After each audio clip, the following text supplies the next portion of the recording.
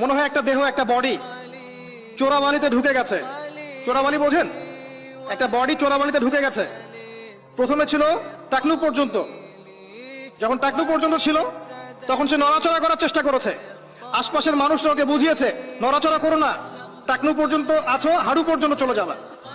সে নড়াচড়া করা থামিয়ে দিয়েছে। নড়াচড়া না করা সত্ত্বেও একদিন তার হাঁটু ডুবে গেছে।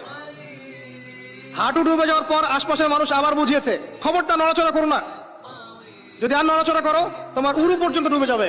সে বেচারা নড়াচড়া করে নাই, দাঁড়িয়ে আছে। নড়াচড়া না করা সত্ত্বেও একদিন তার থাই পর্যন্ত ডুবে গেছে। এভাবে আস্তে আস্তে কোমর, তারপর আস্তে আস্তে বুক, আস্তে আস্তে গলা। আমার কাছে এখন মনে হয় যে গলাটুকু যে বাকি আছে এইটুকু খুব কষ্ট করে উঠতে চেষ্টা করছে। কিছু মানুষ এই গলা সহ বডিটাকে বের করার চেষ্টা করছে, আর আশপাশের ওই মানুষগুলো এখনো বলে যাচ্ছে নড়াচড়া করো না, নড়াচড়া করো না, নড়াচড়া করলে তোমার এই গলাটুকু ডুবে যাবে। এই গলাটুকু একদিন ডুবে যাবে, এমনিতেই ডুবে যাবে। যদি সে প্রথম অবস্থায় নড়াচড়া করত আর আশপাশের মানুষগুলো সবাই মিলে তাকে হেল্প করত, আজকে এই বডিটা স্বাধীনভাবে ঘুরতে পারতো ইনশাআল্লাহ। আর এই বডিটা হচ্ছে সারা বিশ্বে মুসলিম উম্মাহ।